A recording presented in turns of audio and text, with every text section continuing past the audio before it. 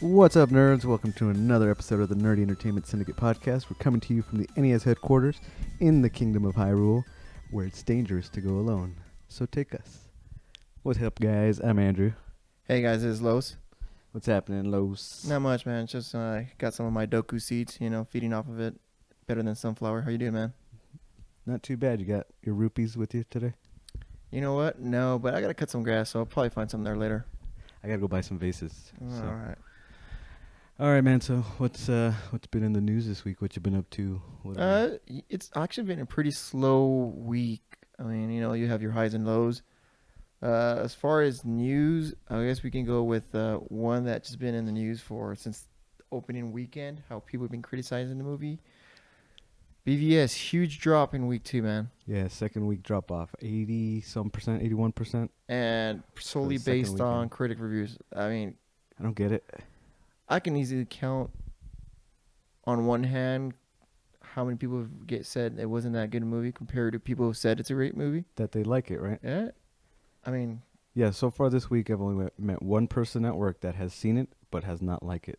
And their only complaint was they gave it a thumbs down. They said there's not enough fighting in it. I was like, that's your only gripe? I mean, that's cool, but overall, what do you think? I just didn't like it. They still went to see it, though, which is cool. Yeah. You know what I mean? You form your own opinion. Go watch it and form your own opinion. That's what I've been telling everybody. Start off, it does not deserve those bad reviews that it's getting. No. It's not a perfect movie. It has its flaws. Yes. But if you're into this to begin with, it's a good movie. It's Batman and Superman. It's not a Superman. great movie, but it's a good movie. Exactly.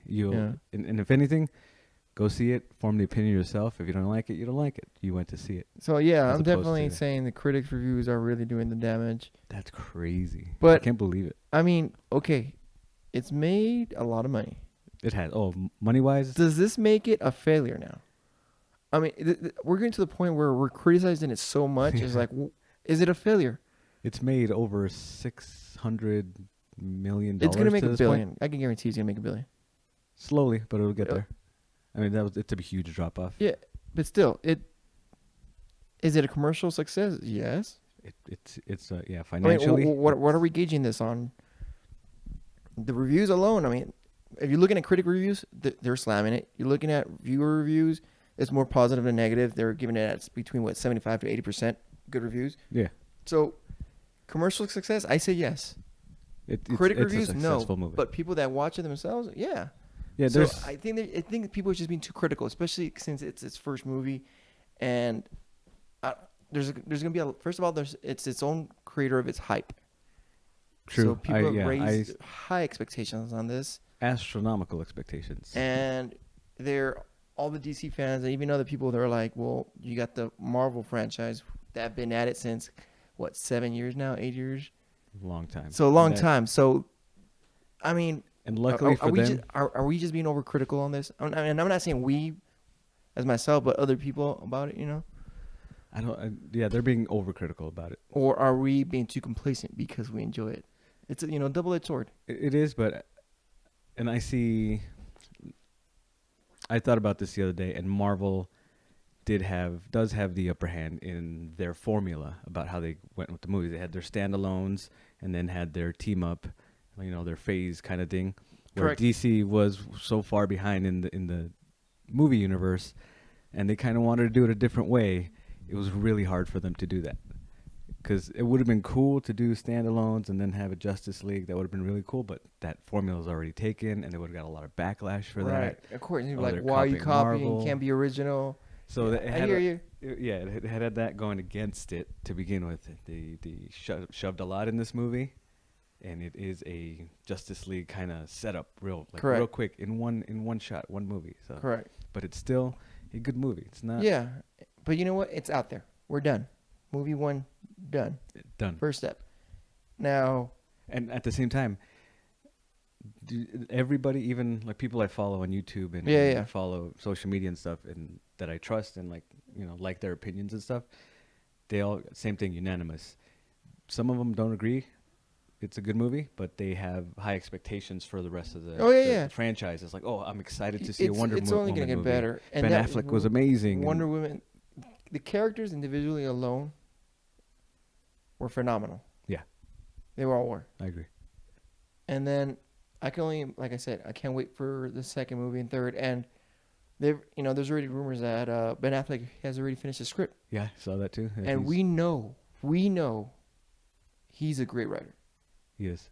He is phenomenal. He's won awards. He's critically acclaimed. I mean, he is a phenomenal writer. So I can only imagine where he's going to take his Batman. That plus being a huge Batman fan himself, he's wanted to do this for the longest time. Right. Be Batman in a movie. And writing it alongside Jeff Johns, who is a comic book writer.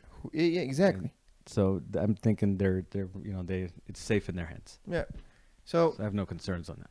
So big drop. I mean, I think we should pretty much just nix it here. I mean, what are we gonna keep talking about? How people keep smashing it, but it's great. I mean, it's just beating a dead horse over the head. Yeah, it's a good movie. If anything, go out, see it yourself, make the judgment for yourself. I'm still gonna go see it again.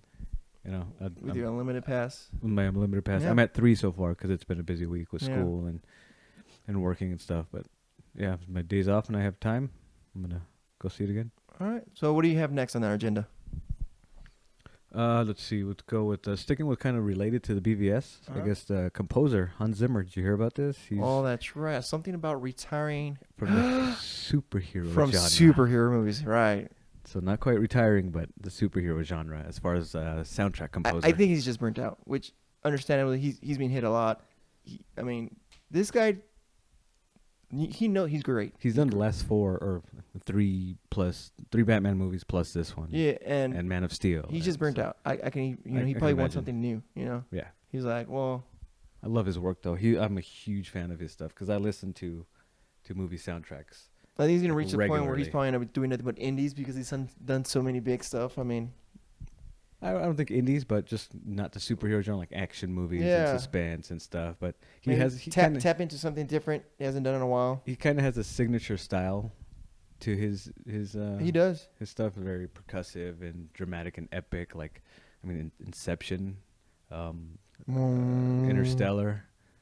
God, that and all these superhero movies. Yeah. That soundtrack is very emotional. Yep. And then when you watch it in context with the movies, like you say, you fight back those tears. Yeah. So it's kind of bittersweet, He was great, but now it opens up the door for new composers to really put their stamp on some of these superhero soundtracks, which really helps tell the story in a lot of these movies. Really put you in the mood, And when you get a good soundtrack, it really helps you. And I wonder how many people feel that way about it, because I don't really know many people that listen to musical soundtracks like you or I do. Or you know what? Maybe not as glorifying as we do, but maybe subconsciously. They were like, "Wow, that's good." Put you in good focus. Because that makes a huge difference. Because I've seen, because I collect DVDs and I love behind the scenes features and stuff, and I've seen many comparisons of. Here's a scene with the music and here's a scene without it. And it makes a huge difference to what you feel when you're watching it. Right, exactly. So subconsciously, every person, all the movie-going audience, they listen to the music and whatever's on screen, and there's that impact. And oddly enough, it's funny, it's a little bit off topic, but talking about that, there's some directors that don't even like to have music with their movies. Which ones are those? I don't think I know. Like John Carpenter. Well, he does his own music too. Exactly, but he doesn't really. Most of his scenes, a lot of his scenes are very quiet, very eerie, and that's what's very signature of him. He does have his own music, but he likes to control it, so he doesn't want to have it overpowering. I could see that. He uses the creeping factor. He keeps it quiet. Yeah, because he's mainly a horror suspense writer director, so he he keeps that. Too bad we lost tension. Him, yeah. But anyways, so it opens up the doors for new composers, And like you said, me and you do listen to soundtracks, so it's gonna give us to something new. You know what I mean? Yeah, we have a huge range of composers that you can choose from nowadays that we listen to, even video game soundtracks, stuff like that, and kind of sticking with that whole looking forward to somebody else. Kind of seeing somebody else's. Do you know about this? Kind of again going back to BVS. Did you hear about the petition to kick Zack Snyder off of Justice League? What? Internet people. I'm not gonna call them fans because a fan wouldn't do that. Yeah. They online petition to request Zack Snyder not direct the Justice League movie, which actually starts filming in 7 days. Okay, nah. As of today, I don't agree with that, but at the same time, I wouldn't sign the petition or go with that. But at the same time, I'd kind of like to see somebody else's take. Start directing these movies, because he's done Man of Steel, he's done this BVS, he's gonna do Justice League. Did you like Watchmen? I did. I enjoyed Watchmen. I did the second time around when I finally saw it again on director's Blu-ray. I enjoyed it. So you know what? It's just honestly, it's overreacting of the fans. It really is. It's truly overreacting. It's too much unnecessary hate in this. It is. So I mean, like, all publicity is good publicity. You know what I mean? So I don't know, but there's no way. You gotta have faith. You have to. Yeah. He's not there just for shits and giggles, not just by luck. He's a very good visual director. Everything he shoots, everything looks beautiful on screen. He's not writing the story. That's what people don't realize. They somehow that connection gets lost. They think he No, he didn't write. He's in charge of everything. Yeah. No. People need to know the roles and everything like that. So no, that's just not how it works. So it's kind of messed up. Yeah, and look at Watchmen. He didn't write it. It was written by Alan Moore. That's a classic. Great writer. Classic comic book graphic novel. And he put that to work. And it worked great. So it lives and dies off a script. We all know that. Yeah. So, I don't agree with it. Neither do I. Get that hate out of here. Petition. Get the fuck out of here with that. Come on. Let's grow up. Let's be grown-ups here.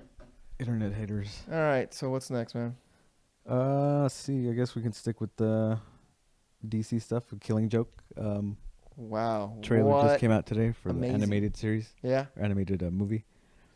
I think there's been talk for about a year that this was going to happen, something like that. I mean, ever since Mark Hamill did the podcast with Kevin Smith, the Fat Man on Batman. He would say he would officially like to do a big run on the Killing Joke, and he's like, I'll be on this 100%. You think that's what got it started? I don't think so. I mean, I don't think that podcast did, but it just revamped things. You know what I mean? Yeah. And it's always been talked about, especially people who've been in comic books for a while. Because this book is old. The 80s. 80s, man, over 20 years. Early 80s, yeah. Yeah. Yeah. Well, yeah. That one's also Alan Moore. Alan Moore. There you go. So classic. And oddly enough, novel. just to get into about the Killing Joke, for those who haven't read it, it's a very graphic take on Batman and Joker. It's basically considered Joker's origin story. I think we went over this a couple episodes ago. Yeah, it was his unofficial. Oh, yeah. It was that picture that he tweeted out. Yeah, that's right. It was his unofficial story, because it wasn't supposed to be continuity. It was just a going back to it. They kind of included it. But it was such a canon great story, such great response. It set the norm. Yeah, I mean, this is included in everything up to date as far as that being his history. Just think about that. Graphic novel that wasn't even meant to be officially, or not official, but in continuity, was so great that the world pretty much adopted it. That's nuts. That's hardcore. That is hardcore, and it's a very graphic novel. And it's a set precedence as to how the Joker is really perceived now. Yeah, because it's included as far as that being his kind of backstory. Yeah. This is always involved. This is in every character's ongoing history. Their story. Correct. Barbara Gordon's, life since then. Jim Gordon and correct. And the Red Hood gang and all that stuff. So I'm excited that they actually showed some trailers, I guess. Well, the other day, a couple of days ago, there was like some 12-minute kind of behind the scenes making of type of stuff. I didn't get a chance to see that, but just today, I got to see that.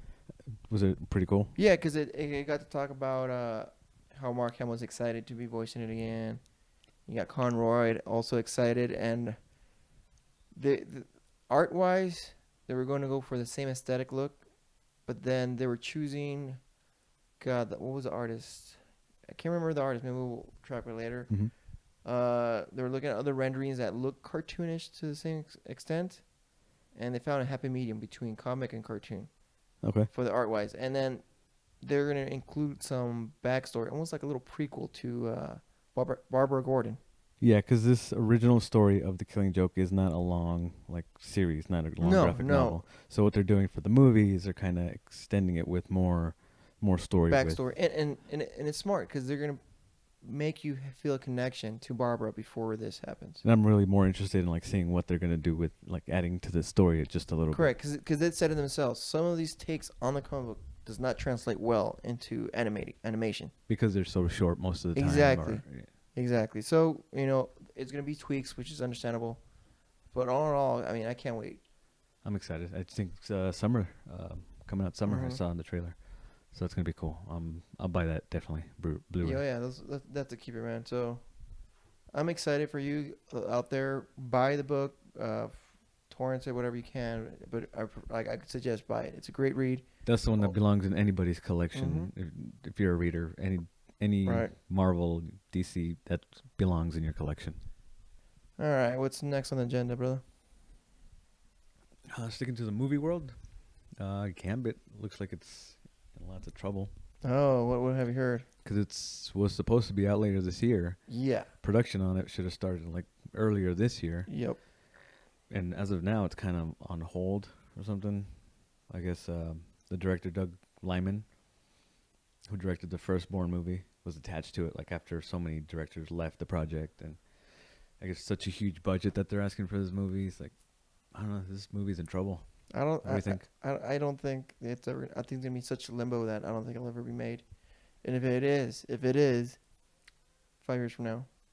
Yeah, and I don't think it'll be like, it'll be rushed even then, because they're trying to like want to get it out there. Yeah, and so, I don't think they should do that. It'll just harm its property. Even before then, I myself was like, standalone Gambit movie. It's like, I'll whatever. That's I wasn't asking for it. That's how I felt about Ant-Man. That's how I felt about Guardians. So I was like, all right, let's see where this goes. But me, because I always saw. We haven't heard a peep though. I always saw Gambit as part of the X-Men team. Oh, I hear you. That's why I was just like, he's his own standalone fan, or popular character, I should say. Would he be more popular than like a Cyclops, standalone Cyclops, or definitely more popular than Ant-Man? True. So, but I don't know. But either way, I never heard any peep. I mean, there's no leak footage or nothing. Again, Ant-Man is Marvel studio owned. Gambit's Fox. So there's that kind of. True. Very true. Because I doubt Marvel would have done the standalone Gambit movie. They would have included him in the X-Men's for sure. Maybe it's in the if I don't use it, you use it, you lose it kind of deal. Yeah, there's a lot of that with the character swapping, like with the. That's why the Spider-Mans were rebooted. That's why the Fantastic Fours were rebooted. Because like I guess whatever timeline they left on these guys, like if you don't make a movie, then we get the rights to those characters back. I mean, because they already lost Silver Surfer. Did they? Mm-hmm. So that went back to Marvel. Yes, and they're hoping for just Sony again. Hey, take back. Let's just take those back. Fantastic Four, yeah. But yeah, so I mean. I'm not holding my breath. If you guys have any information, let us know. Yeah, so Gambit's pretty much off the schedule for the foreseeable future. Mm-hmm. What have you heard about in comic world? Yeah, the Amazing Spider-Man. They're gonna have a run coming up. It's called Dead No More. Pretty much the synopsis on this is that they're possibility bringing characters back that have been killed off, which includes Uncle Ben, Gwen, those people. Really? But that also includes bad guys. If you haven't read, Rhino is dead. No. Lizard's dead. Dr. Octavius is dead. So, is this stemming from when Peter Parker was killed? This is before all that went down. Oh, really? Yeah, there's characters that died way before that. Okay. Like Dr. Octopus was dying because of cancer and everything like that, and he possessed Peter Parker's body. That's where it was Parker No More. Cause I remember that was a few 2-3 years ago. And by that time, the Lizard was already dead. Wow. And other people were dead. You know what I mean? So they kept these guys dead. Yeah. So they've kept them there for a while, but we'll see what happens. We don't know what's gonna happen. It should be coming out in issue 17. Is that soon? Yeah, I think it's coming out this month. This month already? Yeah. Oh, cool. So we'll see. I'm excited to see what goes on from there. So this is Peter Parker back in that Spider-Man role. Mm-hmm. When did he come back? He came back issue 1. Issue 1 was Peter Parker back. It was at 700. I believe it kept up at 700. Is when he died? 700 is when he came back. Or that story ended with him coming back. And then Amazing Spider-Man 1, because it did the whole rebooting thing, was him officially back as Spider-Man. Okay, I missed that whole... I remember the death of it years ago, but I never followed up on that. Because it was a Superior Spider-Man.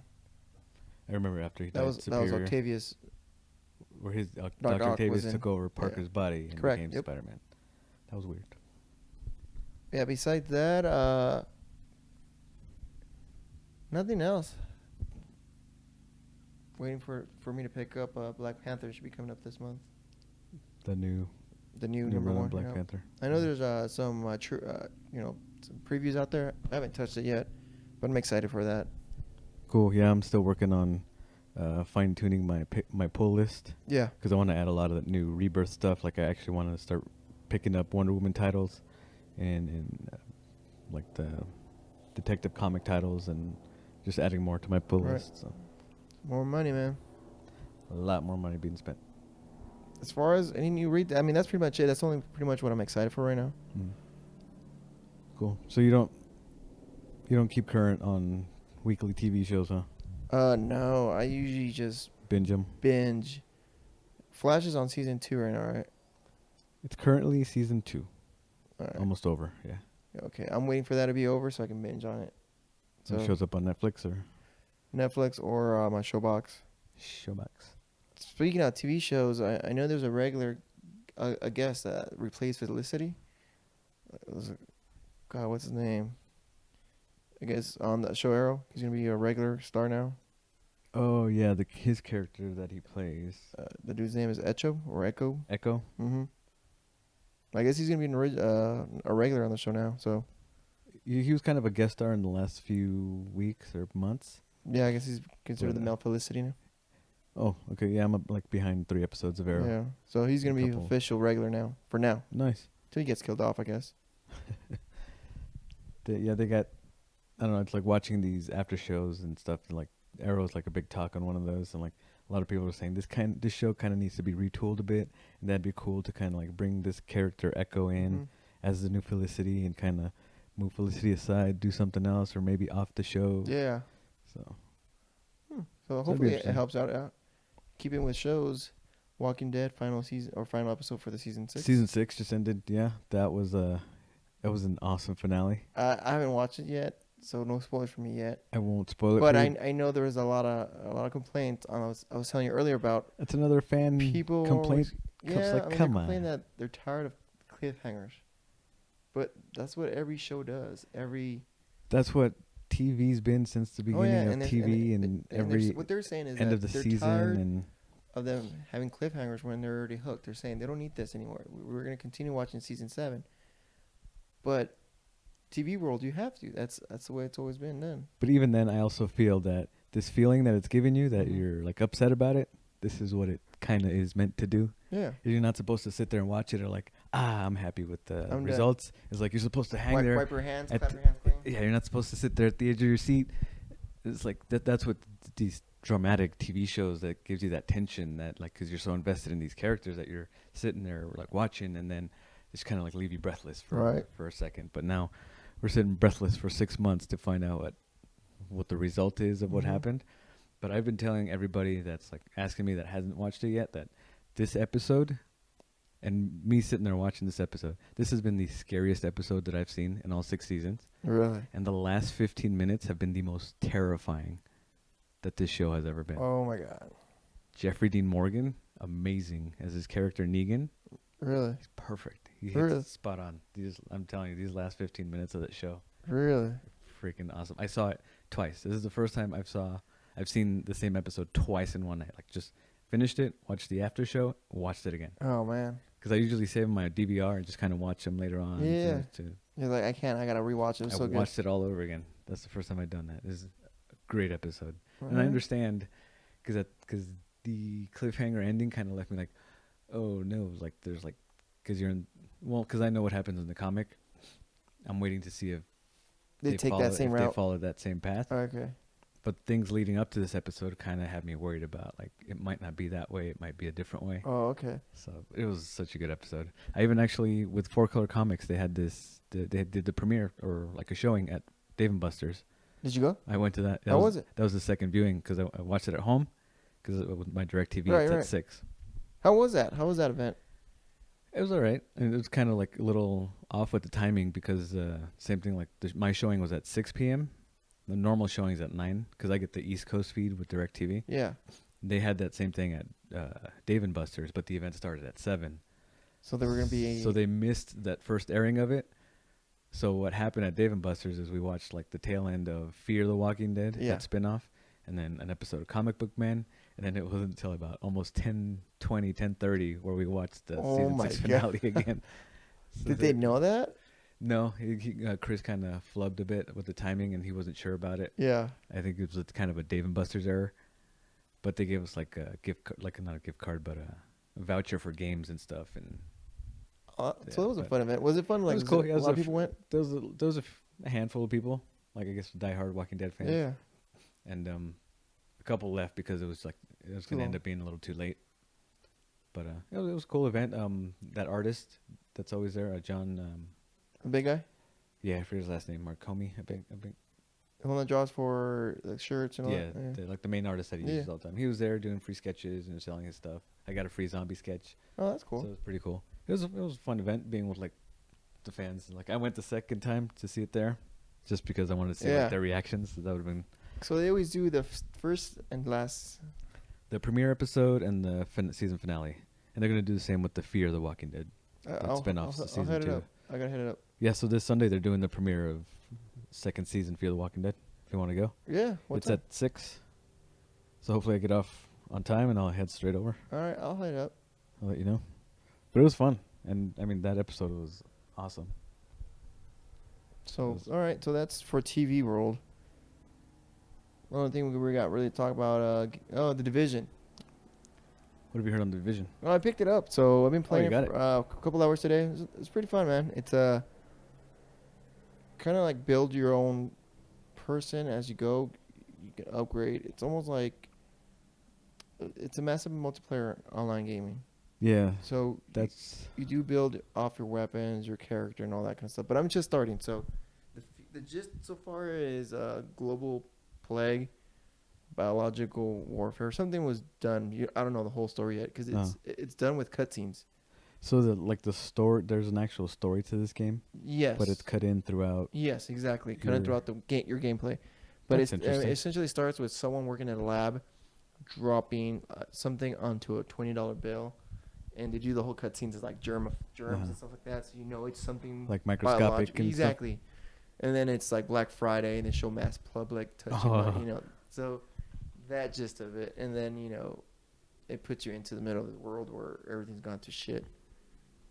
So that's great. So you play as like two factions going at each other, or I don't know anything yet as far as that. Okay, so far, you haven't got that far in with you're part of the division. You're activated. That's how it starts. You're activated, and you help keep control. That's all you know. You help keep control. When you're activated, other people are activated, and you go and get your mission briefing or whatever. Okay. And that's where I'm at. Done like 2 missions or something like that. And if you played Gears of War, similar gameplay, gamepad mechanics. Game mechanics. Mm-hmm. I love the Gears of War. So you can do behind the wall blind shooting. Okay, that's cool. And then get up and shoot. Run to cover, jump over, hurdle over it, kind of deal. Very, very much Gears of War handling. Yeah, like they say, if it's not broke, why fix it? Yeah, so so far it's not too bad. I haven't played with anybody else yet, so I'm gonna try to game up with my brother later tonight and see how it feels. Was it for the PS or the Xbox? PS4. I got it for PS4. PS4. They were for both. Cool. But that's pretty much it, man. Nice. I'm excited for Uncharted 4. It comes out in May. So another month. I'm really looking forward to that one. I have to play 2 and 3. You haven't played 2? Mm-mm. 2 is one of the best games I've ever played. Yeah. That series of games to begin with, my favorite of all time. One of the best series of games I've ever played with, along with like BioShock and the Arkham games. But Uncharted is just so awesome with the action adventure and a lot of mocap, man. Oh yeah, just like the motion capture, the acting, the voice acting, just the talent behind it. It's amazing. It's Naughty Dog, what you played with The Last of Us. Yeah. That's the same guys that do these games. I'm so hoping for Last of Us 2. Any word on that? No, nothing yet, man. Well, actually, they just kind of worked their butts off on Uncharted 4, so probably that's kind of been held off, or even... Hopefully, after the release, they're like, oh, news, we're working on... Oh, my God, yes. You got to get on those Uncharted games, though. Well, they're amazing. Well, they already know... They already sold the movie rights, didn't they? I haven't heard about that. I think I heard something like that. Really? Mm-hmm. I'll look into that. I haven't heard about that. But yeah, May 10th, the Uncharted 4. I'm going to get that PS4. I'll probably get the remastered collection again. Go through 1 through 3 again on the PlayStation 4. Cause as good as the upgrade was to Last of Us. You can imagine Uncharted. Those games are so fun. How did you like part 1? I liked it, man. It was a good story. You finished it? Oh yeah, it was pretty weird with those temple monster looking. That was a twist I wasn't expecting. I was like, what? Yeah, I just like, where's this game going from here? Yeah, that was a twist. It threw me off. I won't lie. It was like, what? Yeah, I was like, what is going on here? Like, I'll allow it. Yeah, the more you go through it, and then you just kind of like, oh, it's just. And it wasn't like action adventure, Indiana Jones. It didn't like revolve around as like, oh, we're gonna stick to this monster. So it was just part of the story, and then because that came around chapter 14 out of like what 18 chapters in this game. Yeah, it wasn't like so it was like late in the game. You know what I mean? Yeah, so, but that threw me for a loop. Again, you got to get on those games for sure. All right, and that's pretty much it, man. You gotta get the Division. You have a PS4, right? I do, and that does kind of sound interesting. Like the whole story, kind of weaved into it. I don't know how that works, but these MMO games, the massive multiplayer online stuff, doesn't really draw me in so much because I like playing campaign modes. Well, the cool thing about this is that it is campaign mode. A lot of missions. That's what you do. You do missions. So how do you play against other people, or you're just playing with people through campaigns? They can come out, like help you out on those missions and stuff like that. Oh. You can legitimately just pick this up, immerse yourself in the world, and drop it. I thought it was like what is that? Star Wars Quest. Battle? No. It's not FPS. Battlestar? What is FPS to you? First-person shooter. That's all you're doing. You're just. Well, that's also what a standard campaign game is. You're as a first-person shooter. True, but I'm not talking about just that's your multiplayer basis is just first-person shooter. Because Star Wars Battlefront is PvP, player versus player. So there's no online. Exactly. There's no campaign for that Battlefront. Yeah, that's also an FPS. Which a lot of people complain about. First person shooter. No campaign. Player versus player. Yeah. So that's what I consider. Like when you say FPS, like Call of Duty. I consider every game where you're just out of the eyes of the character. That's an FPS, first person shooter. Not like the Division. No, well, Division is third person view, so. Third person shooter, but I thought it was a PvP. Yes and no. Because you can have rival factions coming at you. But so far what I've experienced is you're at your hub, and there's other people doing missions on their own. So think about it. That's what interested me when you were detailing about there's a story interweaved in there. Yeah, so that sounds more interesting. That's all I've been doing. It's just missions. Go rescue this, go get this equipment. And every time I go to my headquarters, there's other multiplayer guys in there, so they're buying their equipment. That sounds really cool then. Buying their equipment and getting their new missions. Because I could care less about all these people doing the thing. As long as I have like missions to do and there's a story to it, yeah. That's what I like to do. And that's what it is. So that sounds really exciting. Yeah. Now I'm more interested. So, all right, man. And that's on PlayStation that you got it? Yeah. I'll get it on PlayStation too. We'll double team it. Yeah. So that's pretty much it for me. Anything else for you? That's about it. I'm done for the week. Yeah. Actually, today I went through half of Preacher. I started reading half of Preacher, like my volume 1. I binged through about half of it. I got some time. I even like to take a break from Preacher. I picked up the Black Canary that I bought because of that tie-in, dude. They got me. And those because what DC did is this Black Canary title that they have. The main character is like a lead singer to a punk rock band, and I think I mentioned this in last week's WonderCon recap, where they have like actual music as if this band is. But and like this, if you like I told you, forget the gimmick of it all. Right. These are good songs. So I've really been listening to these songs. I've added it to my playlist and stuff. So that was one thing. I binged through half of Preacher, took a break on that. Actually picked up Black Canary, got through about half of that. It's really cool so far. Really? So yeah, I love the artwork on it too. Chew? It was really good. Annie Chew. Really cool. All right. So that's cool. What do you think so far of Preacher? Really cool. And then I figured out the whole, because remember I asked you about the whole space thingy and some comet traveling? Right. That is the Genesis. Do you remember this? No. Genesis is the comet with a baby face that is created because a demon and an angel had sex. Okay, yes. And fell in love. Yes. So that's what that whole opening of the show was. Yeah. So reading this comic is like, okay, this is, I see where the connection is. And so they're actually kind of following with it. So. But the graphic novel is really cool. Yeah. It's funny, it's dark, it's violent.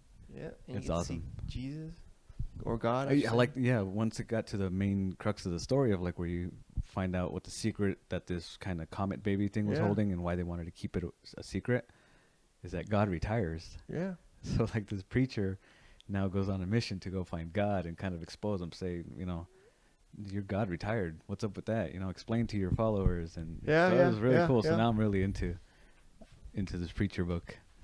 So I'm excited. I want to get more of that. All right, man. Well, thank you guys for listening again. Thanks again. Subscribe, link, share. Hit us up with questions, man. Meet us up. We'll get to read. We'll introduce you to the world of comic books. Comment on our YouTube page. At least hit the thumbs up. Subscribe. Just for funsies. All right, guys. It's been fun. It's pretty much game over for me. See ya. Have a good day.